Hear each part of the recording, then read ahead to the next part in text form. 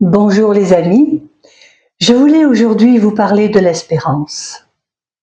L'espérance, c'est quoi? C'est une flamme douce qui brûle en chacun de nous lorsque tout semble vaciller. L'espérance, c'est un acte vivant, une posture intérieure tournée vers ce qui pourrait devenir meilleur. C'est aussi croire, sans preuve, que demain portera une autre réponse, une guérison, une nouvelle ouverture. Nous espérons tous quelque chose. D'abord, l'amour, la paix, la sérénité et bien sûr la réussite, particulièrement dans ce monde fracturé, rempli de mauvaises nouvelles qui courent bien plus vite que les bonnes.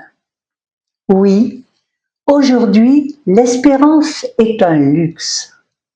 Pourtant, elle se glisse encore dans des silences, des gestes simples, un regard bienveillant, une parole sincère.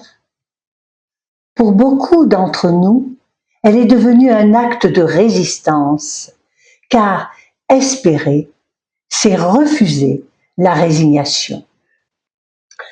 Du point de vue spirituel, l'espérance est un don que Dieu dépose dans l'âme humaine. Elle est une confiance enracinée dans la promesse divine.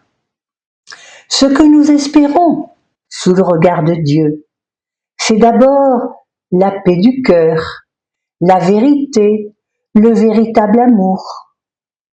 Que notre vie soit éclairée par la sagesse divine, et cela malgré le doute, la division et la souffrance.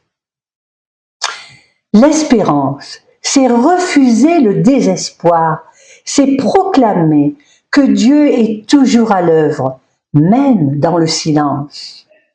L'espérance doit s'élever au-dessus du doute.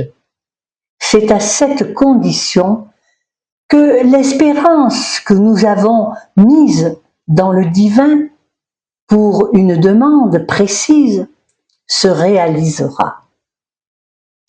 C'est pourquoi, malgré les turbulences de toutes sortes qui s'agitent autour de nous, nous devons rester dans l'espérance de jours meilleurs pour qu'enfin ceux qui ont des responsabilités de tout ordre se laissent porter par l'espérance et que seule la lumière du divin les guide.